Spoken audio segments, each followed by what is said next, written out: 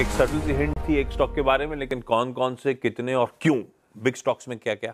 देखिए, सबसे पहले मैं ले रहा हूँ मन्नापुरम को। अच्छा, मैं इसका कलर रेड दे रहा हूँ, लेकिन मैं इसमें दो चीज़ें क्लियर कर देता हूँ।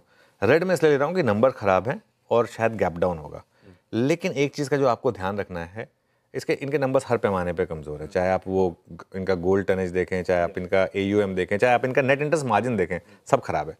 लेकिन बड़े गैप डाउन में बिकवाली ना करें, दो रीज़न से। एक तो F&O बैन में है, ठीक है, एक तो बैन में है, और दूसरा यहाँ पर एक M&A डील की एक्सपेक्टेशन है। पूरी दुनिया को पता है कि M&A डील होनी है यहाँ पर, या फिर बज़ चल रहा है। तो मेरा ये मानना है कि जैसा पिछली बार भी हुआ था, 195 पे आप बाय नहीं कर सकते इसको, लेकिन 175 पे सेल नहीं कर सकते। ये उस तरीके का स्टॉक है। ये बहुत ही मतलब विचित्र क्वालिटी का स्टॉक है। लेकिन पहली बात तो बैन में तो आप ट्रेड तो कुछ कर नहीं पाएंगे। कैश में अगर आप करना चाहते हैं, कैश में सेल करके कोई मतलब नहीं है मेरे ख्याल से। नंबर कमजोर है, मैं इसके लिए रेड ले रहा हूँ, लेकिन मुझे हैरानी नहीं होगी अगर लोअर लेवल से ही रिकवर हो जाए तो। ये मेरा मन्नापुरम पर भी होगा। यूनाइटेड ब्रूरीज मेरा दूसरा स्टॉक होगा। इसको मैं ना थोड़ा सा एक रिस्क लेके ग्रीन का कलर दे रहा हूँ, दो रीजन से। एक तो ये डेलो पर बंद हुआ था कल, तो पोजीशनिंग थोड़ी सी वीक है। दूसरा, इसकी जो रेवेन्यू ग्रोथ है ना, वो डबल डिजिट में आई है। मतलब बियर बहुत पी इस बार इस क्वार्टर में लोगों ने, है ना। हाँ, वो एक मार्जिन थोड़ी सी जरूर वीक रही है यहाँ पर, एबिटा गिरा है, और जो मुनाफे पर दबाव है वो एक वन टाइम लॉस है, और एक डेप्रिसिएशन का भी एक इम्पैक्ट है। वॉल्यूम ग्रोथ कंपनी की Q3 में रही है 8%, और उसमें प्रीमियम वॉल्यूम जो है वो है 33% बढ़ा है। प्रीमियम वॉल्यूम इनका मैं अज्यूम कर रहा हूँ हैनिकन वगैरह जो इनके बड़े वाले ब्रांड्स हैं, वहाँ 33% की वॉल्यूम ग्रोथ हुई है। मैं तो हमेशा उन कंपनीज को सिग्निफिकेंस देता हूँ जो वॉल्यूम ग्रो करती हैं, ठीक है, और स्पेशली प्रीमियम सेगमेंट में वॉल्यूम ग्रोथ करती हैं। हैनिकन सिल्वर जैसा मैं कह रहा हूँ, वहाँ अच्छी ग्रोथ है, और आगे ये कह रहे हैं कि सालाना बचाएंगे 50 करोड़ प्रोडक्टिविटी प्रोग्राम से।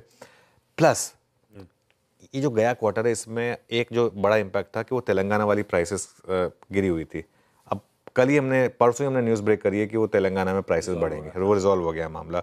तो वो प्लस दिल्ली में, अगर आप दिल्ली में चले जाएं, और वीरो इसको को आपको बता पाएंगे, दिल्ली में अगर आप चले जाएं ना, तो आपको एक ढंग की बियर नहीं मिलती है। वो वहाँ पे वो जो एक्साइज पॉलिसी, अब नई एक्साइज पॉलिसी से होपफुली वहाँ भी, और दिल्ली बड़ी मार्केट है बेर के लिए, तो होपफुली वो थोड़ा सा बेटर रहेगा। मेरा ये मानना है कि इसमें अगर आज कुछ गैप डाउन हो तो वो आपके लिए शायद एक मौका होगा। अपने फाइनेंशियल एडवाइजर से पूछ के करिएगा।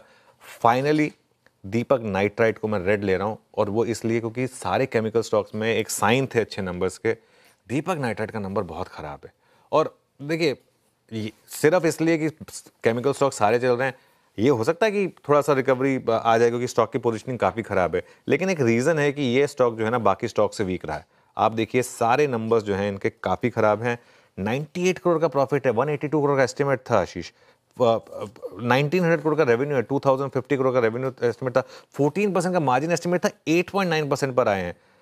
कई बार ये होता है कमोडिटी कंपनीज में, एकदम सबसे घटिया नंबर्स पर स्टॉक कई बार बॉटम बना लेते हैं, लेकिन समहाउ मुझे नहीं लगता कि दीपक नाइट्राइट के केस में ऐसा होगा। जो इसका चार्ट है, मुझे लग रहा है कि यहाँ पर और वीकनेस बढ़ेगी, लेकिन अगेन अगर बहुत बड़ा गैप डाउन हो जाए तो शायद आपके लिए ट्रेड ना हो, लेकिन इसको रेड में लेके चल रहा है। ये 3 आज के बिग स्टॉक्स। मणप्पुरम नतीजे तो खराब है, और नतीजों में अगर मुथूट से कंपैरिजन कर दिए जाए, ड्रॉ करे जाए, तो और दिक्कत है। यूनाइटेड ब्रेवरीज नंबर्स खराब दिखेंगे, लेकिन इंटरनल्स एनकरेजिंग है, खास तौर पे वॉल्यूम ग्रोथ, और उसमें भी प्रीमियम साइड की वॉल्यूम ग्रोथ।